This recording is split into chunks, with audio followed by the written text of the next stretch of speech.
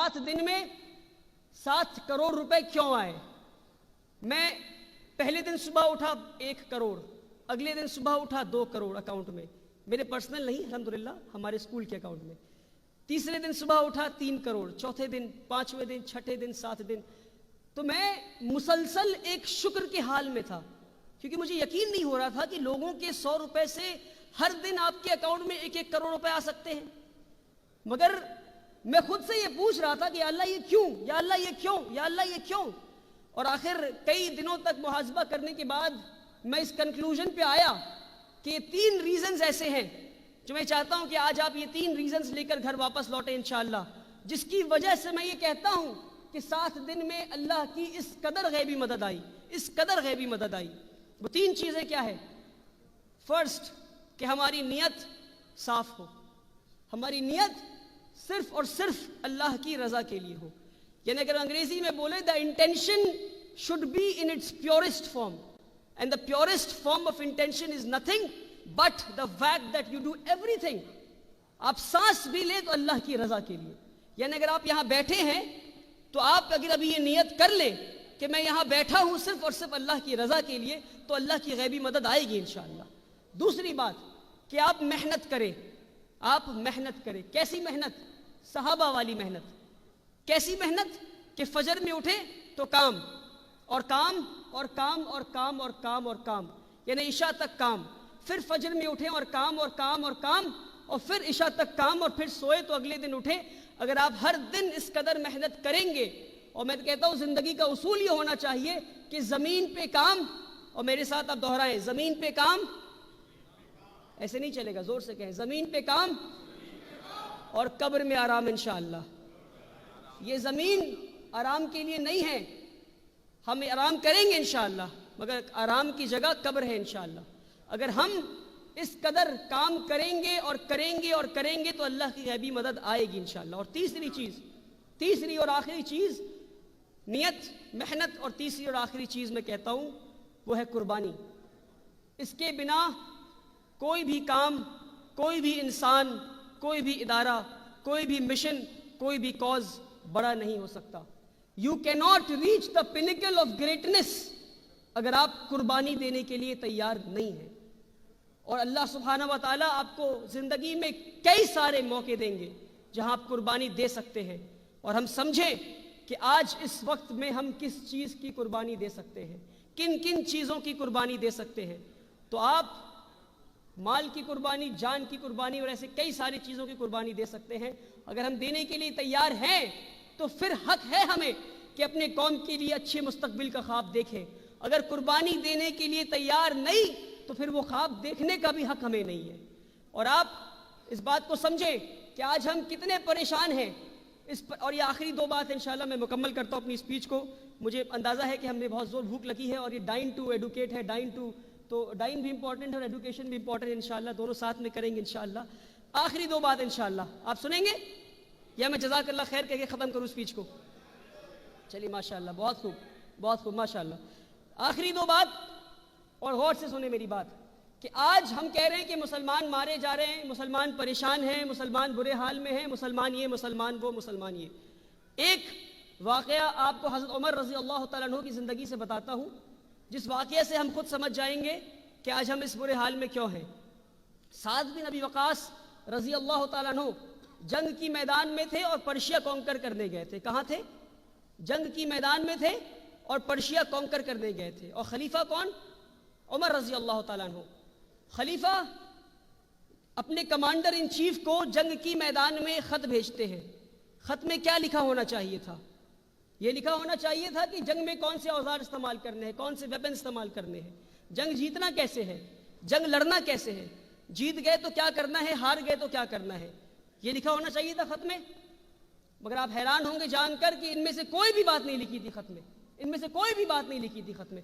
खत के पहले 2 लाइन मैं आपको पढ़ के सुनाता हूँ। पहला लाइन खत का कि मैं तुम्हें हुक्म देता हूँ कि तुम अल्लाह से डरो। जंग के मैदान में अल्लाह से क्या डरना। मगर आप देखें कमांडर इन चीफ को खलीफा क्या लिखते हैं कि मैं तुम्हें हुक्म देता हूं कि तुम अल्लाह से डरो। खत की दूसरी लाइन कि मैं तुम्हें और तुम्हारी फौज को यह हुक्म देता हूं कि तुम बदआमाली से बचो, کیونکہ تمہاری بدعمالی تمہارے دشمنوں سے زیادہ خطرناک ہے۔ آج ہم اس بات کو اپنے سامنے رکھیں اور سمجھیں کہ ہمارے لیے اللہ اکبر یہ تالی بجانے والی بات نہیں میرے بھائیوں، یہ ہمیں محاسبے والی بات ہے کہ محاسبہ کریں اور سمجھیں کہ ہمارے دشمن خراب ہیں، آج زیادہ خطرناک ہیں کہ ہماری بدعمالی زیادہ خطرناک ہے۔ تو اللہ تعالی ہمیں بدعمالی سے بچائے تاکہ ہم اس مصیبت والے گھڑی سے انشاءاللہ نکل سکیں۔ اور آخری بات کہ ہم سب اپنے قوم کے لیے اپنے قوم کے مستقبل اور اپنے مسلمان بھائیوں کے لیے ایک محل بنانا چاہتے ہیں۔ محل سے مراد کہ خوبصورت مستقبل چاہتے ہیں بنانا، ایک خوبصورت محل چاہتے ہیں، مگر پریشانی کی یہ بات ہے کہ ہماری کمیونٹی میں ہم سب وہ پیلس تو بنانا چاہتے ہیں، مگر ساتھ ہی ساتھ اس پیلس کے بیچ میں جو خوبصورت جھومر لٹکے گا، ہم سب وہ جھومر بننا چاہتے ہیں، ہم سب وہ جھومر بننا چاہتے ہیں۔ جب پیلس نہیں بن پایا، جب محل نہیں بن پایا تو وہ جھومر لٹکائیں گے کیسے، وہ جھومر بنیں گے کیسے؟ آج ضرورت ہے کہ ہم وہ پلرز بنیں، ہم وہ کھمبے بنیں جو زمین کے نیچے دھس جائیں، نہ ہمارا کوئی ذکر کرے، نہ ہماری کوئی تعریف کرے، نہ ہمارے بارے میں کوئی لکھے، نہ کوئی واہوائی کرے، نہ تالی بجائے ہمارے لیے۔ ہم اگر یہ پلرز بننے کے لیے تیار ہیں جو زمین کے نیچے دھس جائیں گے اور نہ ہمیں کوئی یاد کرے گا، تو شاید، اور میں یہ کہتا ہوں شاید، ہماری اگلی نسل وہ پلرز بنیں گی جو زمین کے اوپر دکھیں گی، اور شاید ہماری اس کی اگلی نسل وہ دیواریں بنیں گی، اور اس کی اگلی نسل چھت بنے گی، اور اس کی اگلی نسل گنبد بنے گی، اور شاید اس کی اگلی نسل وہ خوبصورت جھومر بنے گی جسے لوگ دیکھ کر کہیں گے واہ ماشاءاللہ کیا بات ہے۔ مگر شرط یہ ہے کہ ہم وہ پلرز بننے کے لیے تیار ہو جائیں جسے نہ کوئی یاد کرے، نہ کوئی کسی کی تعریف کرے، نہ کوئی اس کے شان میں واہوائی کہے۔ اللہ تعالی ہمیں اور آپ کو دکھاوے سے بچائے، اللہ تعالی ہمیں اور آپ کو کام کرنے کا موقع دے۔ اور آپ سے گزارش ہے کہ جس قدر بہار انجمن کام کر رہا ہے اور آپ بہار کے لوگ یہاں جمع ہو کر کام کر رہے ہیں، ماشاءاللہ میں آپ میں سے بہت کم لوگوں کو یہ بات پتہ ہوگا کہ میں بھی خود ایک بہاری ہوں، میں کہوں تو ہم بھی بہاری ہیں الحمدللہ۔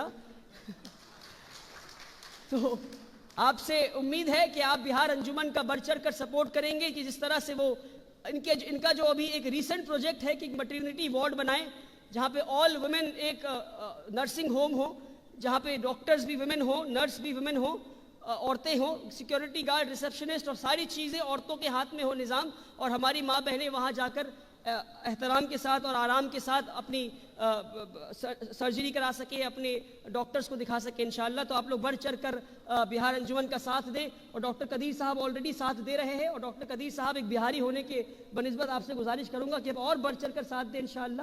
آپ سے امید ہے کہ آپ اور بڑھ چڑھ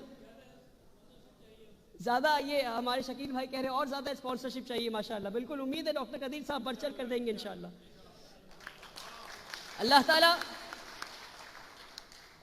ہمیں اور آپ کو کہنے اور سننے سے زیادہ عمل کرنے کی توفیق دے۔ میری کلام سے کسی کا دل دکھا ہو تو میں امید کرتا ہوں آپ مجھے معاف کریں گے، اور باتیں اچھی لگی ہو تو عمل کریں گے، اور میرے لیے سے ڈھیر ساری دعائیں کریں گے انشاءاللہ۔ جزاکم اللہ خیرا۔